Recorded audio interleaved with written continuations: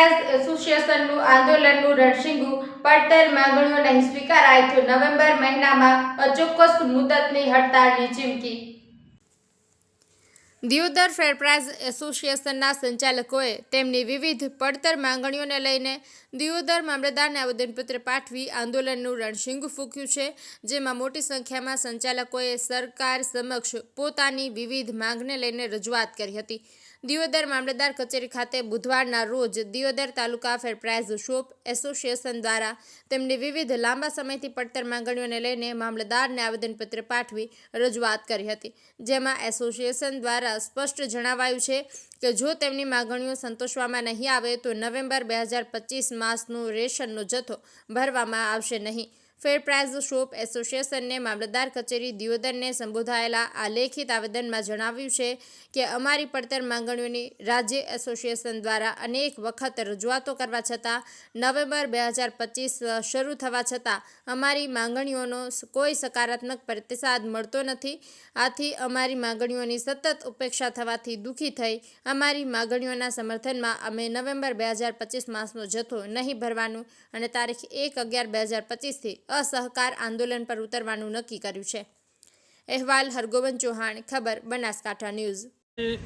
पंडित दीनदयाल भंडार एसोसिएशन दियोદર तालुका द्वारा गुजरात सरकार सुधी अमारी वात पहोंचती थाय अमारी पड़तर मागणीओ वारंवार रजूआत करेली छे। पहलुं तो हमणे ज एक जीआर नवो दाखल कर्यो छे के तमारो जे समिति छे तकेदारी समिति एमांथी 10 सभ्यो होय छे, 10मांथी 8 जणा रूबरू बायोमेट्रिक द्वारा हाजर होय तो जथ्थो उतरे न जथ्थो उतरे नहीं। आ क्यारेय शक्य नहीं। एनुं कारण छे क्यारेक रातनो 12 वागे माल आवे, क्यारेक दिवसे आवे, क्यारेक सवारे आवे अने ऑटोमेटिक 10 वाग्या पहला रात्रे माल आवतो होय त्यारे ऑनलाइन पण बंध ज थई जाय छे। तो आ अमारो प्रथम मुद्दो छे। बीजो मुद्दो जे अमारो जे वारसई जे जीवता व्यक्तिનું વારસી થતું હતું એ પણ આજે સરકારે બંધ કર્યું છે અને ક્યારેક ક્યારેક એવો પણ તકલીફ થતી કે ઉંમરલાયક વ્યક્તિ હોય અને જ્યારે દુકાનદાર તરીકે હોય અને એનું સિંગર ઘણી વખત નથી આવતું તો એનું પણ વારસી થઈ જવું જોઈએ। અને સાથે સાથે જે અમારા ફરજિયાત દુકાનદાર હાજર હોય છે પરંતુ ક્યારેક કોઈ શુભ કે અશુભ પ્રસંગમાં જવાનું થાય ત્યારે દુકાન બંધ રહે એના કારણે ગ્રાહકો પણ હેરાન થાય। અને જો ઓટોમેટિક જે ઓટીપી આવે છે જેમ રેશન કાર્ડ ધારકની ઓટીપી આવે એવી રીતની જો ઓટીપી દાખલ થાય પણ એવી વિનંતી છે। અને સરકારને મારી એક નમ્ર વિનંતી છે કે ગુજરાત રાજ્યના દુકાનદારો છે ને એ રાજભાઈ કહેવાયને પણ કહેવાય છે ને તો 90% તો ભારતીય જનતા પાર્ટીની સરકાર સાથે ઓમ કેમ રીતે જોડાયેલા છે। અને જ્યારે તમારો વ્યક્તિ આજે દુઃખી છે કે એક બાજુ ઓનલાઈન બંધ હોય વારે ઘડીએ તમે પણ વારે ઘડીએ પત્રકાર મિત્રો મીડિયામાં આવતું હોય છે ત્યારે દુકાનદાર અને ગ્રાહક વચ્ચે જે ઘર્ષણ થાય છે એ જુઓ તો એક વખતનો યુદ્ધ થાય એવી રીતનું વારે ઘડીએ થતું હોય। એનું કારણ દુકાનદાર અને ઓનલાઈન બંધ હોવાના કારણે દુકાનદારની પણ બદનામી ખોટી રીતે થતી હોય છે। બીજી માગણી એવી છે કે હમણાં જ કે જે અમારા મુદ્દો જે સ્ટોકમાં જે ક્યારેક ઘટ મજૂરી આપતા નથી। એક 50 કિલોનો કટ્ટો જોખો એટલે મિનિમમ 500 કિલો ઘટે કોઈ પણ જગ્યાએ વેપાર કરતો હોય વ્યક્તિ ઘટ પણ અમારી સરકાર અમને મંજૂર આપતી નથી એનો મુદ્દો છે।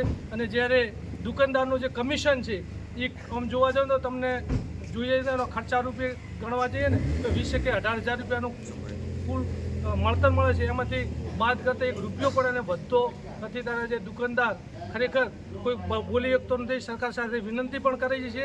સરકારની પણ એક જવાબદારી છે કે 90% કાર્યકરો ભારતીય જનતા પાર્ટી સંગાથે જોડાયેલા છે અને તમારી સરકારના દુકાનદાર છે ને એક જોઈએ તો હાથ પગ કહેવાય। કોઈ પણ વાત હોય કોઈ મુદ્દો હોય સરકારનો કોઈ પરિપત્ર હોય ત્યારે દુકાનદારો લોકો સુધી પહોંચતી કરવા માટેનો હંમેશા પ્રયત્ન કર્યો છે। તો સરકારશ્રીને પણ અમારી નમ્ર વિનંતી છે। હમણાં જ નવું મંત્રીમંડળ આવ્યું છે એમને પણ વિનંતી છે કે અમારી આ પડતર માગણીઓ તાત્કાલિક પૂર્ણ કરે અને કદાચ નહીં કરે તો અમે 1લી તારીખથી આખા ગુજરાતના તમામ દુકાનદારો અચોક્કસ મુદતની હડતાળ ઉપર જવા જઈ રહ્યા છીએ।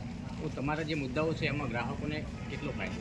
ગ્રાહકોને ફાયદો પહેલો તો એ છે કે જ્યારે એક ગ્રાહક લેવા આવે ત્યારે 2 ધક્કા ખાવા પડે, 3 ધક્કા ખાવા પડે છે, ક્યારેક ઓટીપી આવતી નથી, અંગૂઠા આવતા નથી। એના કારણે ગ્રાહકો પણ હેરાન થતા હોય છે। દિવસની અંદર 300-400 રૂપિયા મજૂરી હોય ત્યારે 10 કિલો 5 કિલો જ્યારે અનાજ મળતું હોય લેવા આવે ત્યારે 2 વખત ધક્કા ખાવા પડે, 2-3 કલાકનો સમય બગાડવો પડે। એ સમય ના બગડે એના માટે પણ સરકારે ખરેખર વિચારવું જોઈએ। ગ્રાહક લક્ષી આ વાત છે, આ બધાને લાગુ પડે છે, એક દુકાનદારને લાગુ પડે એવું નથી।